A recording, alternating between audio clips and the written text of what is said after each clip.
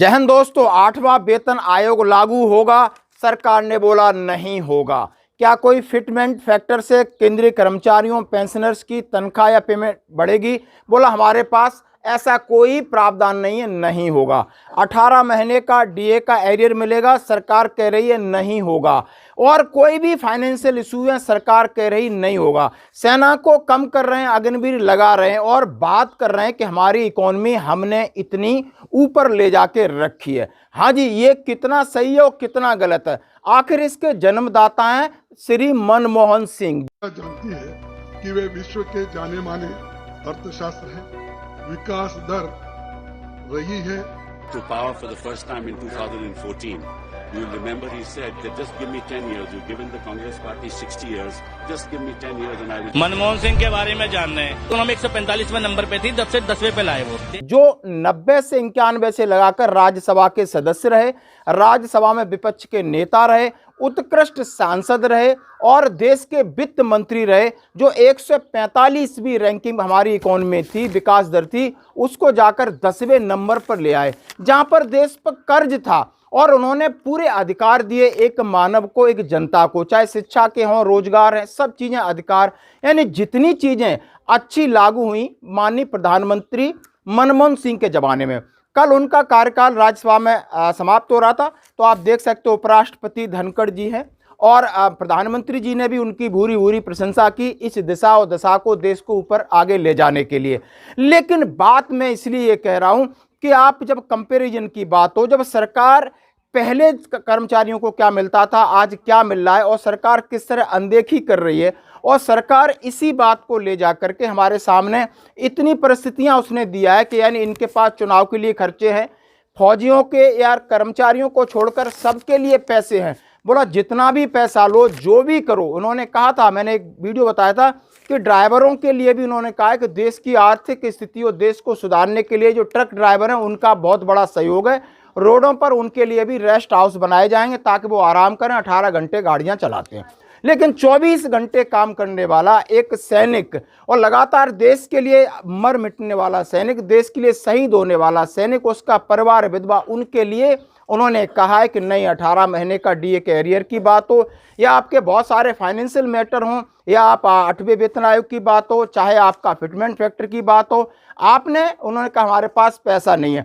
बड़ी चालाकी से, इसका उदाहरण दे रहा हूं, बिल्कुल तथ्य आपके सामने, आपको समझना होगा कि ये मैं क्यों कह रहा हूं।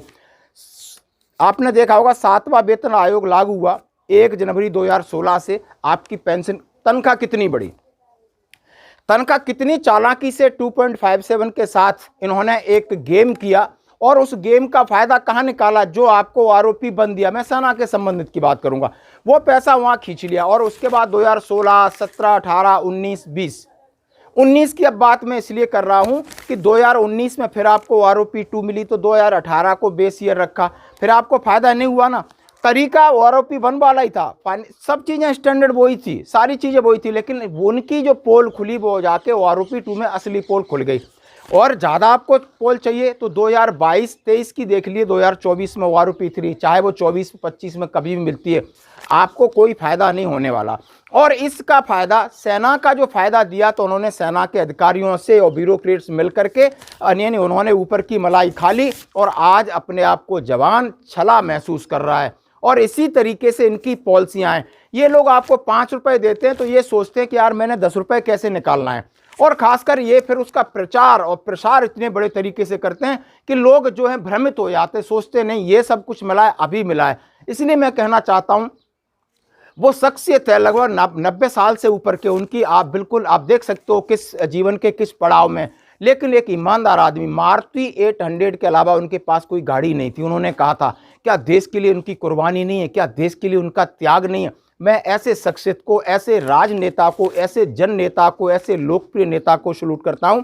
और आपने ये दोनों वीडियो देखने होंगे, क्योंकि उनके लिए 2 चंद लाइनें, आपकी सोच को आवाज़ हम देंगे, आपके ख्वाबों को आगाज हम देंगे, आपके जाने पर इतना भरोसा दिलाते हैं कि आपके इरादों को परवाज हम देंगे। ये उनके फॉलोअर्स हैं या उनकी पार्टी के लोग इस तरीके से उन्हें संदेश दे रहे हैं और हम अपने व्यूअर्स को बताना चाहते हैं ये बिल्कुल सच है, सत्य है किसी को कैसा भी उसको आप समझ सकते हो, लेकिन आज का ये जिसको आप गोरा सच बोलो या काला सच बोलो ये आपकी मर्जी है, लेकिन सत्य ये कि सरकार के पास पैसा नहीं है देने को, सिर्फ उनके लिए जो काम कर रहे हैं, यानी बाकी वोट जहां फायदा मिलेगा उसको देने के लिए उनके पास पूरा खजाना खुला है। आप इस बात से सहमत हो? जरूर कमेंट्स करें। धन्यवाद। सच बात है कि मनमोहन सिंह जी के जमाने में चाहे वो प्राइम मिनिस्टर हो चाहे वो फाइनेंस मिनिस्टर हो, बहुत अच्छे काम करके देश को एक पटरी पे उन्होंने लाई और प्रगति जो चल रही है वहां से ही ये शुरू हुई है। मनमोहन सिंह जी पूरी दुनिया जानती है कि वे विश्व के जाने माने अर्थशास्त्र हैं। उनके समय में आज तक की सबसे अधिक विकास दर रही है। यूपीए में उनके ही शासन काल में नागरिकों को फूड का कानून अधिकार, शिक्षा अधिकार, वनाधिकार, भूमि अधिकार, संरक्षण और सूचना अधिकार जैसे ऐतिहासिक कामों के लिए जाना जाएगा। मनमोहन सिंह जी 1991 से इस सदन के सदस्य हैं। वे 6 बार राज्यसभा के अनअपोज्ड सदस्य बने, जो एक रिकॉर्ड है, और 2004 से बीच 6 साल से अधिक तक वे राज्यसभा में विपक्ष के नेता भी थे। 2004 और 14 तक 2 बार देश के प्रधानमंत्री और राज्यसभा के नेता सदन रहे। ये भी रिकॉर्ड है। उनको 2002 में उत्कृष्ट Not the way in which the Prime Minister suggests that India has become a developed nation. The fact of the matter is that when he came to power for the first time in 2014, you will remember he said that just give me 10 years. You've given the Congress party 60 years. Just give me 10 years and I will change India. Then after 2014, in 2019, after give me 60 months, he said, right? So he got the 60 months and he couldn't change anything. Then he said, now he is saying, but you know, we are trying to undo the problems that happened and sowing the seeds of a developed nation now. So for the next 5 years, that is now another 60 months, he is sowing the seeds for a developed nation. Then he says that we will make India developed in 2047. I'm asking him, for 10 years, what have you done for India? What have you done? What have you done in fields of education? What have you done in the context of poverty? All that has happened in this country is that all the assets of this country are being taken over by the big. Manmohan Singh के बारे में जानना है। अरे मनमोहन तो प्रधानमंत्री बने 2004 के बाद, ठीक है, लेकिन वो फाइनेंस मिनिस्टर 1991 में थे भारत के। उस स्थिति में थे जब देश का बेड़ा गर्क था। उस कंडीशन में जब देश में 3-4 दिन का पैसा था, उस वक्त से उठाकर देश की इकोनॉमी 145वें नंबर पे थी, 10वें पे लाए। देश में जितना भी प्राइवेट इंफ्रास्ट्रक्चर देखते हो ना तुम, नोएडा, गुड़गांव, ये जो सिटी है ना, ये मनमोहन की वजह से है। ये जो तुम घर में कलर टीवी जिसमें मोदी जी को रात दिन देख रहे हो ना, मनमोहन की देन है। जिस कंप्यूटर में तुम खबरें सुन रहे हो, जिस व्हाट्सएप यूनिवर्सिटी से तुम्हारा ग्रेजुएशन हो रहा है, जिस फेसबुक यूनिवर्सिटी से तुमने एमए करी है, वो सारी यूनिवर्सिटियां मनमोहन सिंह ने चलवाई थी। पता तुम्हें? और दूसरी बात सुनो, मनमोहन सिंह वो फाइनेंस मिनिस्टर रहे, वो इकोनॉमिस्ट है। मनमोहन की किताबें आज भी पूरी दुनिया में पढ़ाई जाती है। और इलेक्शन जो जीता था ना, वो सोनिया गांधी जीती थी। मनमोहन सिंह राज्यसभा से आए थे। कभी एक प्रधानी का इलेक्शन नहीं लड़ा उस व्यक्ति ने, एक प्रधानी का, लेकिन देश का प्रधानमंत्री बना है।